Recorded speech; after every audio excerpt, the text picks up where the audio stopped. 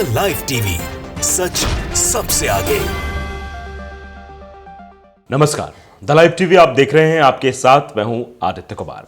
दरअसल एल्विश यादव को लेकर खूब महिमा मंडन किया गया था। आपने शुरुआत में देखा था कि एल्विश यादव सनातनी है, ये है, फलाना है, ढिमकाना है, महिमा मंडन किया गया था। और आज उसकी क्या हालत है, आज अगर उसके बारे में आप सुनेंगे, समझेंगे तो किस तरीके से वो अब जेल की सलाखों के पीछे चला गया है।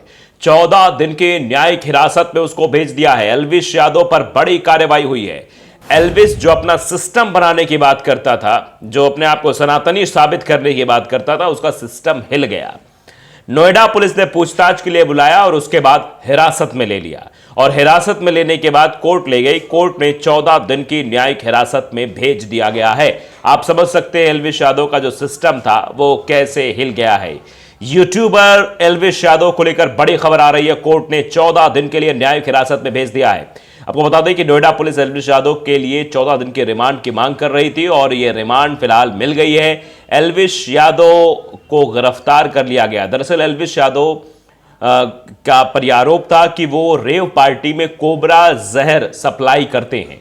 आप समझिए, लोगों को कौन सा जहर सप्लाई किया जा रहा था, वो कोबरा जहर था। तो आप समझ सकते हैं बिग बॉस ओटीटी के विजेता एल्विश यादव गिरफ्तार हो गए हैं। उसे आज कोर्ट में पेश किया गया और पेश करने के बाद उस मामले पर 14 दिन की न्यायिक हिरासत में भेज दिया गया। बिग बॉस ओटीटी 2 विनर और यूट्यूबर एल्विश यादव को 14 दिन की न्यायिक हिरासत में भेज दिया गया है।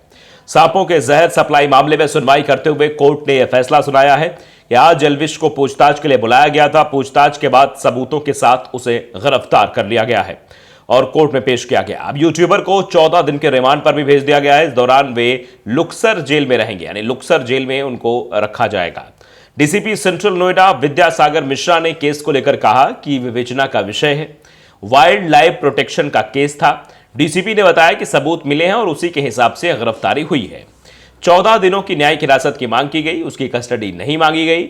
वाइल्ड लाइफ प्रोटेक्शन के तहत पहले एफआईआर थी। जांच के बाद एल्विश यादव के खिलाफ एनडीपीएस एक्ट भी ऐड किया गया था। आगे की जांच में अगर कुछ लोगों को का नाम सामने आएगा तो उस हिसाब से भी आगे कार्रवाई की जाएगी। अब दरअसल आप मामले को समझिए।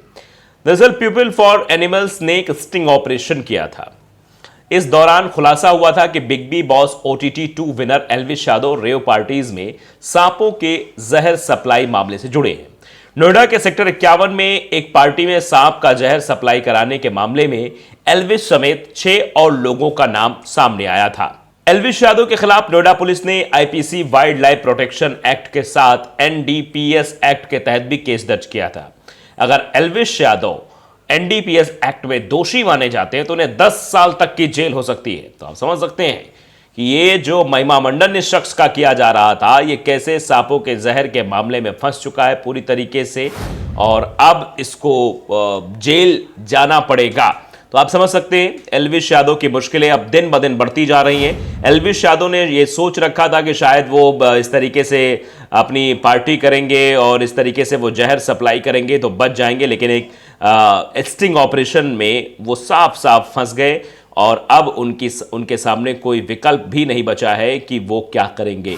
तो आप देख सकते हैं अपडेट भी आ रहा। अश्विनी सोनी ने भी लिखा है कि एल्विश यादव को 14 दिन की न्यायिक हिरासत में भेज दिया गया है। मुझे एल्विश यादव से कोई हमदर्दी नहीं है। सांपों का जहर बेचा, धर्म के नाम पर खूब गालीबाजी की, किसानों को अपशब्द कहे, जिससे मन आया मारपीट की, युवाओं में सट्टेबाजी का प्रचार किया, जिनके लिए किया उसमें से अब एक साथ नहीं है, सबने पल्ला झाड़ लिया। इसलिए कहते हैं नफरत एक दिन खुद को खा जाती है। अब सलाखों के पीछे सिस्टम करते रहना। सिस्टम की बात कहकर किस तरीके से सिस्टम दिखाने की बात कही जा रही थी, धर्म के नाम पर गाली गलौज की जा रही थी। अब समझ में आएगा कि सिस्टम तो पूरी तरीके से हिल गया है, यानी सिस्टम ही खत्म हो गया है। गुरप्रीत गैरीवालिया ने लिखा है कि एल्विश यादव को कोर्ट ने 14 दिन की न्यायिक हिरासत में भेजा है। अब एल्विश का सिस्टम काम नहीं दे रहा है। एल्विश यादव को गिरफ्तार कर लिया गया। नोएडा एल्विश को पेश किया गया, उसके बाद यह कार्रवाई हुई। आप देख सकते हैं सांपों के जहर तस्करी मामले में यूट्यूबर एल्विश यादव को नोएडा पुलिस ने गिरफ्तार किया था और उसके बाद यह कार्रवाई हुई है। अब इस पर लोगों का रिएक्शन भी आ रहा है। नवनीत लिख रहे हैं एल्विश यादव को नोएडा पुलिस ने किया गिरफ्तार, सांपों के जहर से जुड़ा है मामला। 14 दिन की न्यायिक हिरासत में भी भेज दिया गया है। एल्विश यादव के सामने बड़ी मुसीबतें खड़ी हो गई हैं कि एल्विश यादव अब क्या करे, क्योंकि अब उनको बचाने वाला भी कोई शायद उनको नहीं आएगा। विक्रम सिंह मीना ने लिखा कि सांप के जहर मामले में एल्विश यादव को नोएडा पुलिस ने गिरफ्तार कर लिया है। काफी दिनों से विवादों से घिरे हुए थे, यानी काफी दिनों से विवाद चल रहा था और अब गिरफ्तारी भी हो गई है, यानी कार्रवाई भी हो गई है। तो आप समझ सकते हैं कि एल्विश यादव जो लगातार विवादों में थे, पहले धर्म के नाम पर टिप्पणी कर रहे थे, उल्टी सीधी बातें बोल रहे थे, और अब जो मामला सामने आया है वो ये है कि सांपों का जहर सप्लाई कर रहे थे, कोबरा का जहर सप्लाई कर रहे थे, जिसको लेकर यह गिरफ्तारी हुई है। 14 दिन की न्यायिक हिरासत में भेज दिया गया है। ये अपने आप में बड़ी खबर है और मुसीबतें अब दिन ब दिन बढ़ती चली जाएंगी। सिस्टम हिल गया है। जिस सिस्टम की बात बार बार कह रहे थे, उसी आधार पर अब चीजें निकलकर सामने आई हैं। डीसी सबूत मिले, उसी हिसाब से कार्रवाई की गई है। डीसीपी नोएडा विद्यासागर ने कहा है, न्यूज़ 24 ने ट्वीट किया है इसको। एल्विश यादव मामले में पुलिस अधिकारी का यह बयान आया है। अविनाश कुमार लिख रहे हैं, एल्विश भाई न्यायिक हिरासत में भेज दिए गए। सुभाष चौधरी लिख रहे हैं कि अच्छी बात है, मतलब ये जो कुछ भी हो रहा है ये बहुत अच्छा हुआ है, लोग ये भी कहते हुए नजर आ रहे हैं। ये फेकू है, ऐसा भी लोग कह रहे हैं। देखिए आदर्श मौर्य लिख रहे हैं, ब्राह्मण लोग मिलकर एल्विश के लिए ओबीसी वालों जागो, तुम हिंदू बनने की कोशिश करोगे तो तुम्हारे साथ यही होगा। अब ये देखिए इस तरीके की बातें भी कही जाएंगी, तरह तरह के आरोप भी मढ़े जाएंगे, लेकिन जो सही चीजें हैं वो साफ तौर पर सामने आ रही हैं। चंदन शर्मा लिखते हैं, एल्विश यादव पर नोएडा पुलिस ने एनडीपीएस एक्ट भी लगा दिया है, इसलिए कहा जाता है अगर दोस्ती भी करो तो अच्छे संस्कार वाले लोगों से। जब से इसने मुनव्वर फारूकी को गले लगाया उस दिन से इसका बुरा दिन शुरू हो गया। पनौती मुनव्वर फारूकी, ये भी लोग कह रहे हैं कि पनौती हो गया है, इससे से इनके ऊपर कार्रवाई हो रही है। नरेंद्र प्रताप लिख रहे हैं, कोबरा कांड में एल्विश यादव की नोएडा पुलिस ने गिरफ्तारी की है।